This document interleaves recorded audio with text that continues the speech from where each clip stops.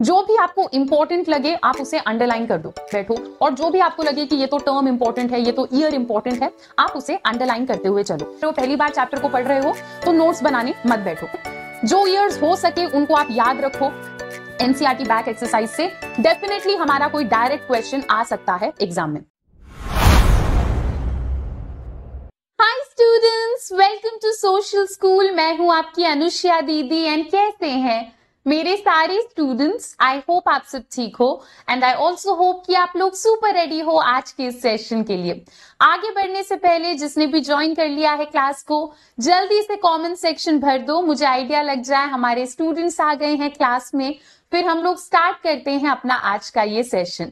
ये सेशन हर क्लास के स्टूडेंट के लिए है एंड आज के क्लास में हम लोग ये डिस्कस करने वाले हैं कि एनसीईआरटी पढ़ने का सही तरीका क्या है, एनसीईआरटी को समझने का बेस्ट मेथड क्या है। तो चलो without any further delay start करते हैं अपने आज के इस सेशन को। तो एनसीईआरटी पढ़ते टाइम पहली चीज जो कि आप लोगों को ध्यान में रखना है वो ये है, don't jump directly into NCERT. तो आई वुड सजेस्ट कि आप लोग डायरेक्टली किसी नए चैप्टर को उठाकर अचानक से पढ़ने मत बैठ जाओ। आपको पहले क्या करना चाहिए, पहले या तो आप अपने स्कूल में चैप्टर को समझो या फिर आप लोग हमारे वन शॉट वीडियोस को देखो, हमारे क्लासेस में आओ और चैप्टर को थोड़ा समझो, उसके बाद आप एनसीईआरटी ओपन करो।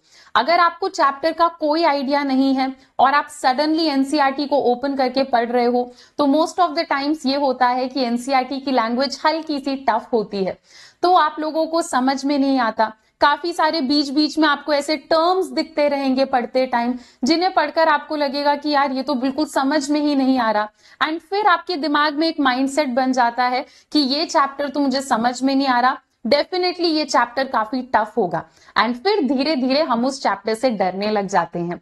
तो डायरेक्टली एनसीईआरटी के नए चैप्टर को उठाकर उसमें सडनली जंप इन मत करो। आई वुड सजेस्ट कि पहले आप क्लासेस देखो, थोड़ा सा आइडिया लगाओ कि what is the chapter all about, उसके बाद आप खुद से चैप्टर को रीड करना स्टार्ट करो। ओके और किस चीज का आपको ध्यान रखना है, तो एनसीईआरटी का ये एक पेज है आप लोगों के रेफरेंस के लिए। वैसे तो आप लोगों को नहीं दिख रहा होगा कि क्या लिखा है इसमें, पर टेंशन मत लो, जो मैं तुम्हें बताऊंगी वो आपको समझ में आ जाएगा। तो मान लो कि हम इस चैप्टर को पढ़ रहे हैं, तो क्या तरीका होना चाहिए हमारा जब हम इस चैप्टर को पढ़ेंगे।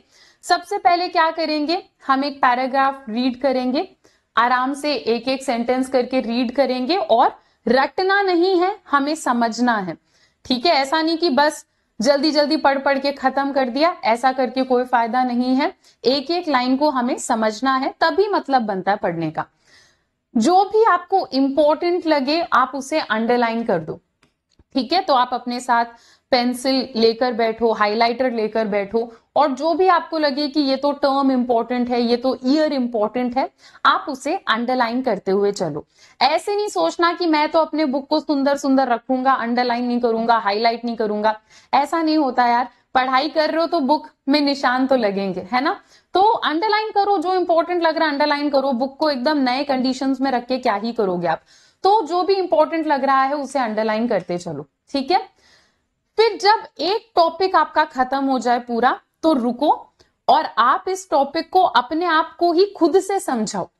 मैं हमेशा कहती हूं आप लोगों को कि जितना हम पढ़ाते हैं ना उतना हमें जल्दी याद होता है।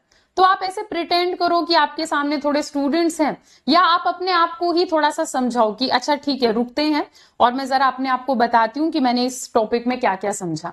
आप अपने आप को एक बार समझाओ और उसके बाद आप आगे बढ़ो, नेक्स्ट टॉपिक उठाओ।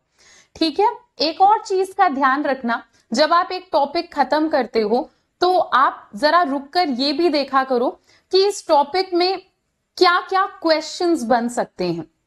ठीक है, एंड जो भी क्वेश्चंस आपको लगे ये क्वेश्चन आ सकता है, वो क्वेश्चन आ सकता है, एनसीईआरटी के साइड में काफी जगह होती है ना, तो साइड साइड में आप लिखते जाओ कि ये क्वेश्चन बन सकता है, वो क्वेश्चन बन सकता है। इंपॉर्टेंट क्वेश्चंस आप साइड में ही लिखते जाओ। एंड एक और चीज आप करो, जब आप एनसीईआरटी को पढ़ो तो आपको अपने साथ एक और नोटबुक लेकर बैठना है। जो भी आपको इंपॉर्टेंट लगे, ऐसा लगे कि ये टर्म बहुत इंपॉर्टेंट है, ये शब्द बहुत इंपॉर्टेंट है, उसे साथ साथ 2-3 बार लिख लो, आपको साथ साथ याद भी हो जाएगा। एक और चीज किया करो आप, एनसीईआरटी पढ़ते टाइम जो नोटबुक आप लेकर बैठ रहे हो उसी में ही आप अपने डाउट्स को भी लिखते जाओ कि यार ये वाली लाइन समझ में नहीं आई, ये कॉन्सेप्ट समझ नहीं आया, इस शब्द का मतलब समझ में नहीं आया। अपने डाउट्स आप लोग लिखते जाओ।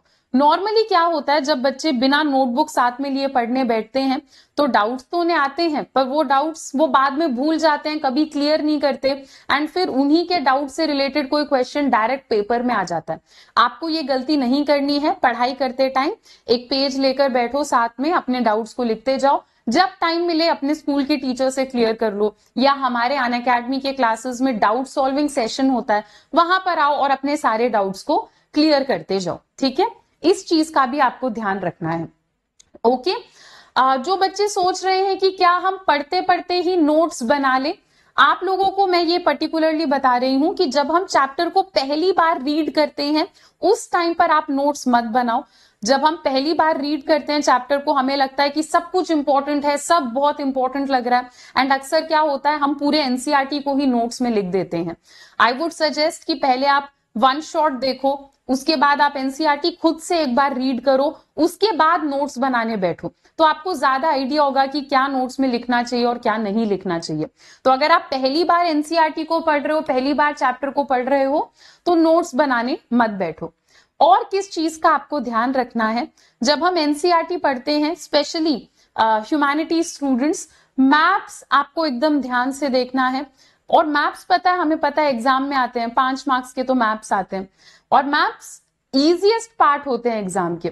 हमें पता होता है एग्जैक्टली कि ये सिलेबस है मैप का, पता होता है कि 5 मार्क्स का तो मैप आएगा ही आएगा, तो इसे स्किप नहीं करना है। मैप्स आप चैप्टर पढ़ते टाइम जो भी मैप्स को देखो, उन्हें आप धीरे धीरे करके एक एक करके समझते हुए आगे बढ़ो।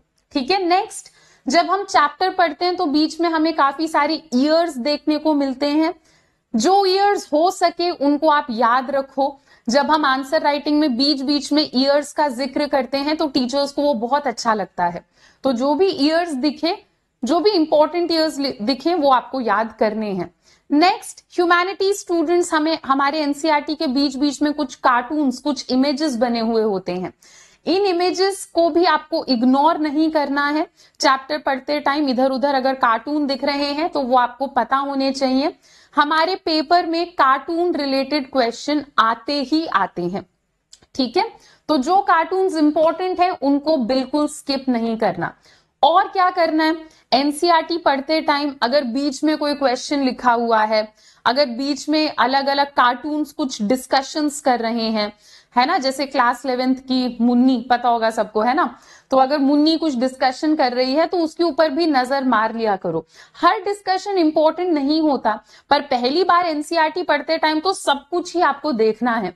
ठीक है, बीच में अगर कोई क्वेश्चन है, अगर कोई डिस्कशन है, सबके ऊपर आपका ध्यान जाना चाहिए कि इस डिस्कशन में ये हो रहा है, इस क्वेश्चन का ये आंसर है। ठीक है, नेक्स्ट, जब आपका चैप्टर खत्म हो जाए, मतलब आपने वन शॉट देख लिया, आपने एनसीईआरटी रीड कर लिया, सारा कॉन्सेप्ट समझ में आ गया, तो नेक्स्ट अब आपको एनसीईआरटी बैक एक्सरसाइज को उठाना है और एक एक क्वेश्चन को सॉल्व करते हुए चलना है। एनसीईआरटी बैक एक्सरसाइज से डेफिनेटली हमारा कोई डायरेक्ट क्वेश्चन आ सकता है एग्जाम में। ओके, चलो, तो ये था एनसीईआरटी पढ़ने का सही तरीका। और अगर मान लो कि तुम्हें एनसीईआरटी फिर भी समझ में नहीं आ रहा, तो मैं तुम्हें एक और बहुत ही बढ़िया सॉल्यूशन देती हूं।